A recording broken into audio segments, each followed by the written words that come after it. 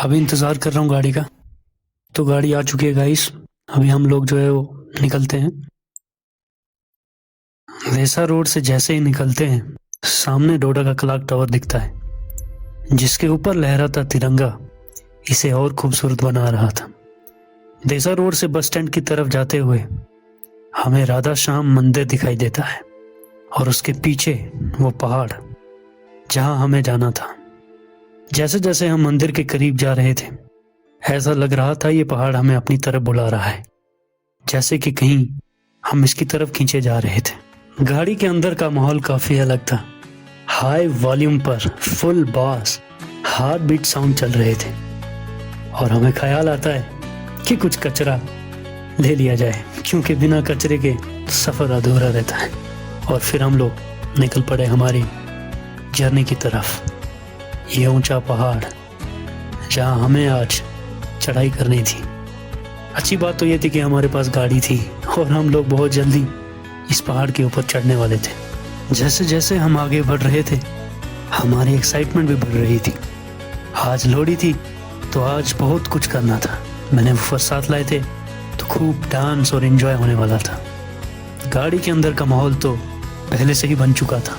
मैं और हरवीत पूरी एनर्जी और जोश में गाने को एंजॉय कर रहे थे और भैया गाड़ी को तेज भगा रहे थे। इसी बीच हम ब्रिज पार करते हैं और इस पहाड़ की चढ़ाई शुरू करते हैं।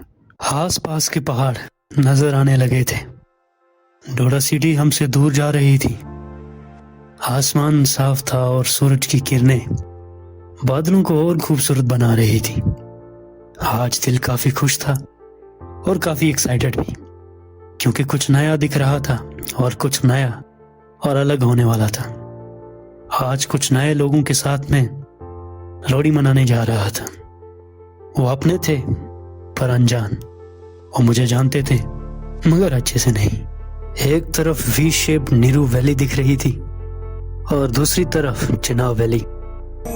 ये ऊंचे ऊंचे लेटे हुए पहाड़ कई सदियों से आराम कर रहे हैं। इन पहाड़ों ने कई मौसम बदलते देखे, कई शहर बनते देखे और उजड़ते देखे।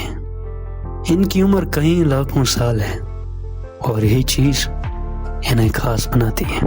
इन पहाड़ों में छुपे रहस्य मुझे जियोग्राफी और जियोलॉजी को पढ़ने के लिए उत्सुक करते हैं। इनमें कई पेड़ पौधे और जानवर दफन हैं। इन्होंने कई मौसम और इस जनाब को अपने रास्ते बदलते देखा है।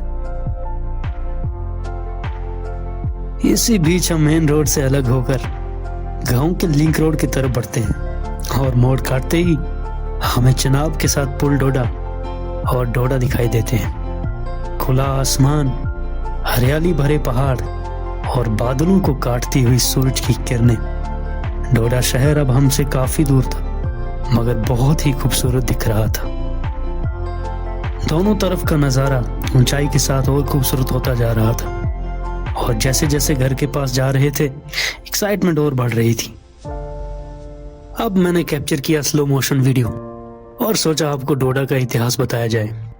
कहा जाता है कि डोडी, जो कि अफीम के प्लांट को कहा जाता है, उससे इसका नाम पड़ा है डोडा। कुछ लोगों का यह भी कहना है कि मुल्तान से एक बर्तन बनाने वाला जिसका नाम दीदा था, उसको किश्तवाड़ के राजा ने यहाँ पे सेटल किया और उसी के नाम पे शहर का नाम पड़ा है। 1822 में महाराजा गुलाब सिंह ने इसे जीता और किश्तवाड़ की विंटर कैपिटल बनाया। 1948 में उधमपुर से अलग होकर डोडा एक अलग डिस्ट्रिक्ट बना और उसके बाद 2006 में रामबन और किश्तवाड़ इससे अलग किए जाते हैं। अब हम लोग काफी ऊपर आ चुके थे और नजारा और ज्यादा खूबसूरत होता जा रहा था। ये पहाड़ बिल्कुल रंगीन सा लगने लगा था। डूबते हुए सूरज की किरणें इसे और ज्यादा खूबसूरत बना रही थी। और उसके बाद हम देखते हैं यहाँ पे डेथ पॉइंट। यहाँ पे बहुत सारे लोग आके फोटो खिंचाते हैं और एक बंदा तो हमें दिखाई भी दे रहा था। हमारा भी मन हुआ कि हम भी जाके खिंचवा लें एक फोटो, लेकिन हमारे साथ बच्चे थे तो हम रिस्क नहीं ले सकते थे, क्योंकि कोई भी अगर यहाँ से गिरेगा तो उसे काफी चोट आ सकती है। इसीलिए हमने सोचा कि फिर कभी और निकलिए इन डेथ पॉइंट्स के नीचे से। अब घर करीब आ रहा था और हम लोग पहुंचने वाले थे। उसी के साथ सामने के पहाड़ अब बिल्कुल बराबरी पे आ चुके थे। दूर कहीं ऊंची ऊंची चोटियां दिखाई दे रही थी, लेकिन अभी हमें इनको पहचाना नहीं जा रहा था। और इसी के साथ हम पहुंच जाते हैं अपने घर।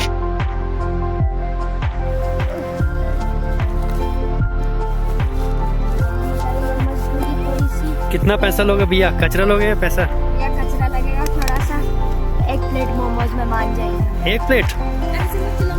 कौन से वाले? नहीं, पनीर मोमोज। पनीर वाले?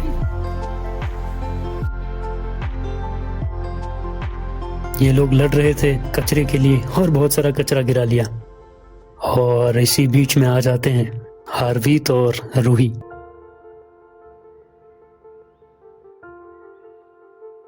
डूबते हुए सूरज के साथ साथ नजारा और ज्यादा अच्छा हो रहा था और सामने के पहाड़ अब बहुत ही प्यारे नजर आ रहे थे।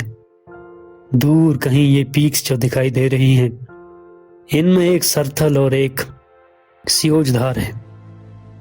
बहुत दूर लेकिन दिल के बहुत पास। कभी ना कभी तो जाना ही है। Joffreys are back.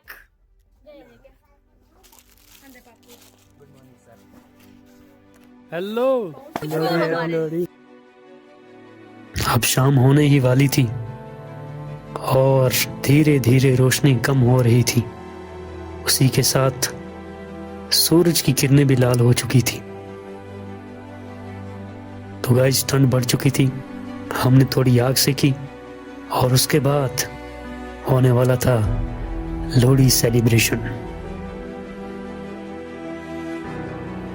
जहाँ पे हम लोगों ने लकड़ियाँ इकट्ठी की थी और सब लोग अपने अपने घरों से आ चुके थे इन लकड़ियों को आग जलाने, जिसके बाद लोहड़ी सेलिब्रेशन स्टार्ट होने वाली थी।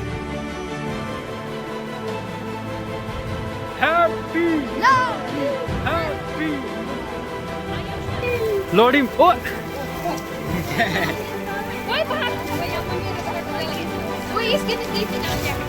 अबे जल गए सारे हम। रुको थोड़ा बैठे का। वो लड़की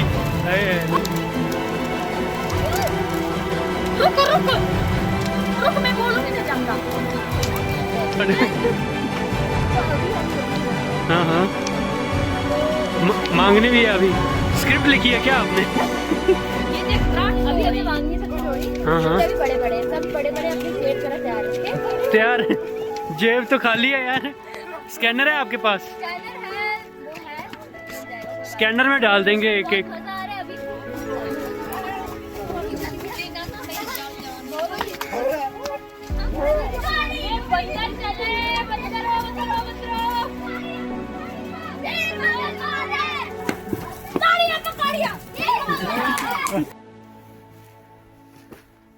सुबह होते ही हम लोग निकल जाते हैं बैट और बॉल उठाकर अपनी फेवरेट गेम क्रिकेट खेलने के लिए।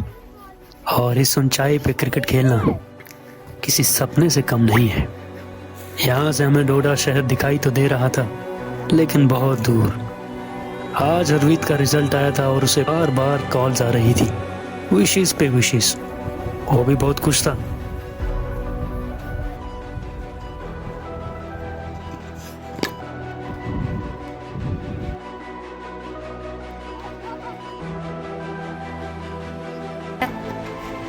गेंदबाजी पे हरवेश और ये फ्लिक कर दिया है। 4 रनों के लिए गेंद जाती हुई। बाल ही घूम गया यार। इधर क्या मिलता, चला गया कहीं। सब चले अब भूखे पेट।